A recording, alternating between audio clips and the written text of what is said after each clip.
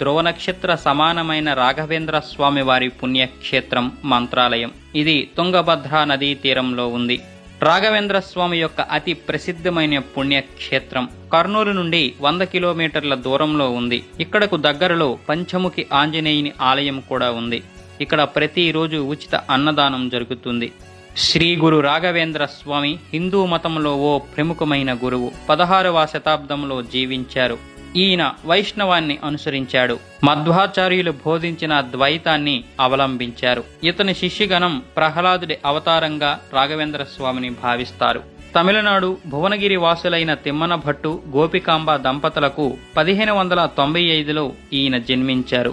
ఈయన అసలు పేరు వెంకటనాథుడు. 5 ఏళ్ల ప్రాయంలో అక్షరాభ్యాసం చేసి ఆపై 4 వేదాల అధ్యయనం చేశారు. యుక్త వయసు వచ్చేసరికి విద్యా సారాంశాన్ని గ్రహించిన వెంకటనాథుడు సాధారణ కుటుంబ జీవితాన్ని వద్దనుకుని